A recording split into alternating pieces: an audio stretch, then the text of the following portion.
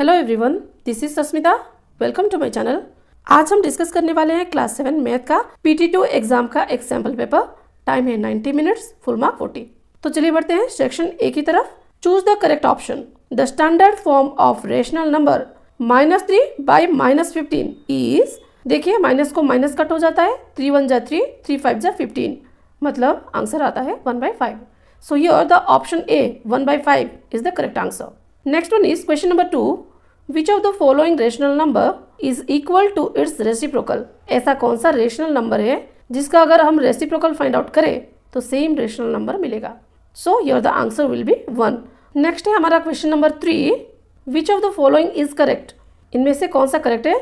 0 is greater than -4/9. हाँ, कोई भी नेगेटिव नंबर से 0 बड़ा होता है, ये करेक्ट है। Next one is question number 4. Find the area of the following parallelogram. नीचे जो पैरेललोग्राम दिया गया है इसका एरिया आपको फाइंड आउट करना है। सो यहाँ पे देखिए पैरेललोग्राम में बेस है 6 cm एंड इसका जो हाइट है that is 2 cm। So area of parallelogram, इसका फॉर्मूला क्या है? Area of parallelogram is base into height. Base को हम बोलते हैं b और हाइट को बोलते हैं h, तो b इंटू h। बेस कितना है 6 cm, हाइट कितना है 2 cm। So 6 cm into 2 cm is equal to 12 cm square. याद रखना एरिया को हमेशा स्क्वायर में ही लिखना होता है। सो here the correct answer will B A, option A 12 cm square. Next आगे बढ़ते हैं क्वेश्चन नंबर 5 की तरफ।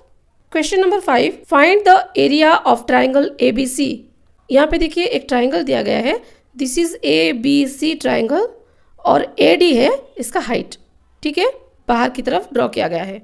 सो यहाँ पे BC जो बेस है उसका लेंथ है 1 cm और जो हाइट है उसका लेंथ है 1 cm। Then what will be the area of triangle ABC? So area of the triangle is equal to half into base into height, half into B into H। Base को B, height को H बोलते हैं, है ना। So half into B into H। Half base है 1 cm and height है 1 cm। So here the answer will be half cm square. So option D, half cm square. This one will be the correct answer. Next one is question number 6. Which of the following is not the value of pi? इनमें से कौन सा पाई का value नहीं है? पाई का value क्या होता है? 22/7 और अगर डेसिमल में बोले तो 3.14 होता है ना। तो देख लेते हैं ऑप्शंस क्या लिखा है। A 22/7 करेक्ट है, B 7/22। No, this is not correct, wrong one. So answer होगा B 7/22।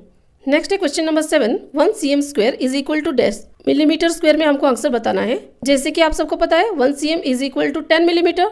So 1 cm square is equal to 10 millimetre into 10 millimetre. The answer will be 100 mm square, right. So here the option B 100 millimetre square, this one will be the correct answer.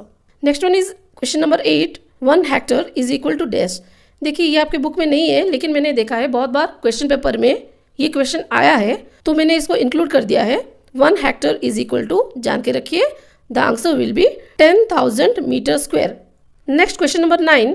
How many terms are there in the expression -2pq -3p square plus 4p plus 7। तो ये equation में देखिए कितने terms है? -2pq ये एक term है, -3p square ये भी एक टर्म है, प्लस 4p ये एक टर्म है एंड 7 ये भी एक टर्म है।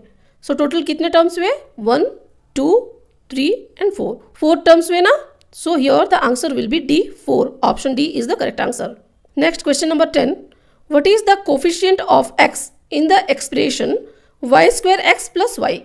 y² x प्लस y में x का कोफिशिएंट क्या है? देखिए y² x प्लस y इसमें दो टर्म्स है, एक तो है y² x, दूसरा है y। कौन से टर्म में x है? y² x, इसमें x है, तो x को छोड़कर बाकी क्या बचता है इसमें?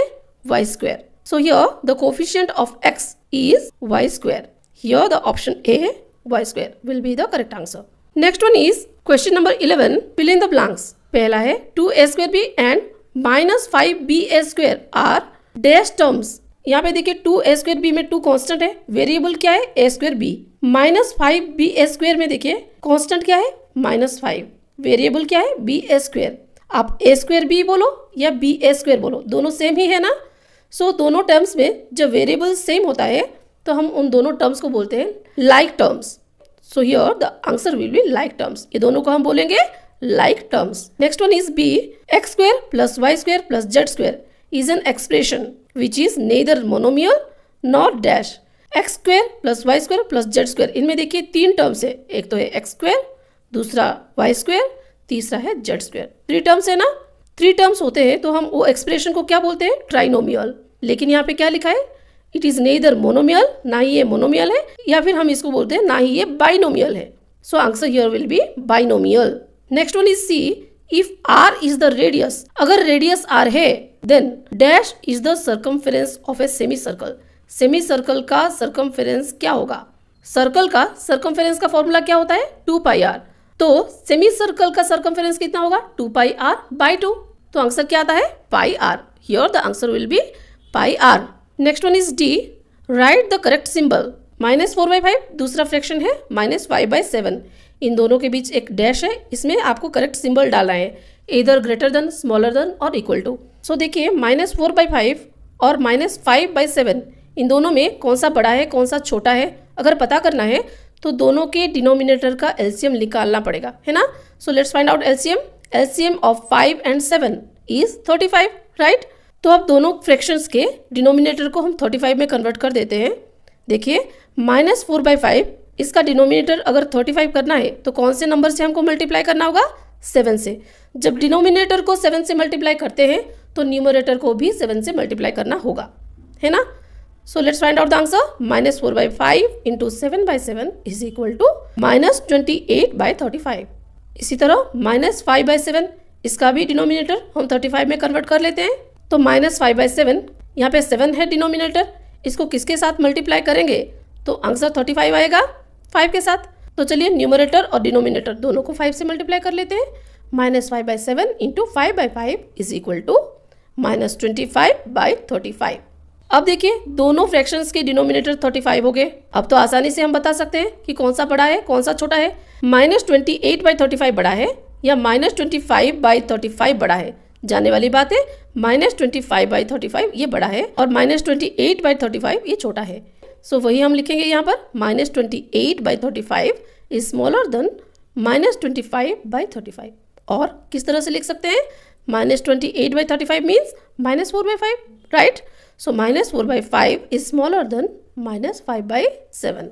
सो यहाँ पे हम डालेंगे symbol smaller than. Next one is E, -2 and 1/3 plus 4 and 3/5, इन दोनों को एडिशन करेंगे, जो सम आएगा उसको यहाँ पे फिल करेंगे। सो फर्स्ट ऑफ ऑल ये जो मिक्स फ्रैक्शन है ना, इन दोनों को हम इम्प्रॉपर फ्रैक्शन में कन्वर्ट कर लेते हैं। -2 and 1/3 इसको इम्प्रॉपर फ्रैक्शन में कन्वर्ट करेंगे तो क्या होगा, 2 3 जा 6 प्लस 1 7 -7/3 प्लस 4 and 3/5 इसको अगर इम्प्रॉपर फ्रैक्शन में कन्वर्ट करेंगे तो आंसर क्या आएगा, 4 5 जा 20 प्लस 3 23, सो 23/5।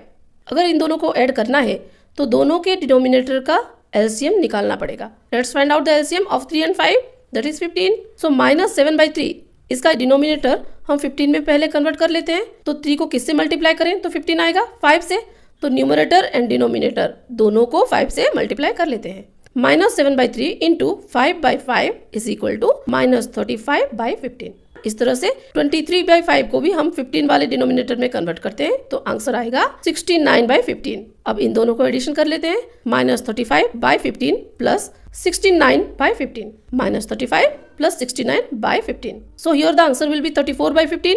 ये एक इम्प्रॉपर फ्रैक्शन है, अगर मिक्स फ्रैक्शन में कन्वर्ट करें तो आंसर आता है 2 and 4/15। सो यहाँ पे हम फिल कर देते हैं answer 2 and 4/15। Next one is question number 12, right true और फॉल्स। तो सबसे पहला वाला देख लेते हैं हम।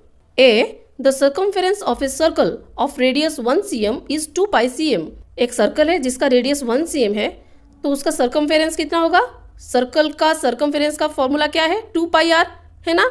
तो 2 pi r के बदले हम कितना लिखेंगे, 1 cm। So answer will B 2 pi।